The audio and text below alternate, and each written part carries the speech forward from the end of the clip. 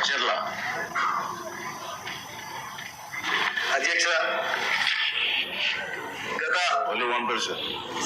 ప్రభుత్వం చేసిన అనేకమైన దాడులు విధ్వంసాల్లో అతి ముఖ్యమైనది దేవాలయాలపై దాడులు. అధ్యక్ష, ఇప్పటి వరకు మనం జరిగిన ఈ సభల్లో అన్ని దాడుల కోసం విధ్వంసాల కోసం చర్చిస్తున్నాం అధ్యక్ష. కానీ మన సనాతన ధర్మంలో మనం హైందవ సాంప్రదాయాన్ని పాటిస్తున్న మన హిందూ దేవాలయాల మీద సుమారు 250 దేవాలయాల మీద దాడులు చేశారు అధ్యక్ష గత ప్రభుత్వంలో ఐదేళ్లలో.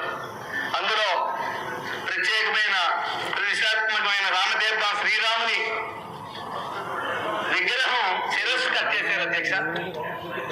అదేవిధంగా పిఠాపురంలో, అదేవిధంగా అంతర్వేది, కాకినాడ, ఇలా సుమారు చెప్పుకుంటూ పోతే మన దుర్గమ్మ కోవిల్లో 3 సింహాలు, రథం మీద ఉన్న 3 సింహాలు మాయమైపోయాయి అధ్యక్ష. ఇప్పటి వరకు జరిగిన ఈ దాడుల్లో ఎవరు చేశారు, ఇది ఎందుకు చేయించారు, దీని వెనుక ఎవరున్నారు, దీని వెనుక పెద్ద మాఫియా ఉంది అధ్యక్ష. మన సనాతన ధర్మమైన హైందవ సాంప్రదాయాన్ని దెబ్బతీయాలి, అవమానపరచాలనే ఉద్దేశంతో చేసిన కుట్ర అధ్యక్ష ఇది.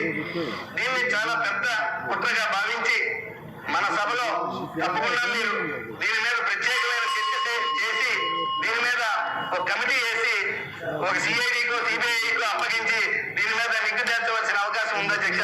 లేని పక్షంలో మనకు దేవుడు క్షమించగలరేమో కానీ ప్రజలు మాత్రం మనకు క్షమించరు అధ్యక్ష. Thank you.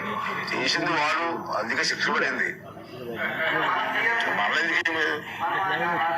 చేసింది వాళ్ళు, శిక్ష పడింది. ఈ క్వశ్చన్ ఇంపార్టెంట్ కాదంటలేదండి.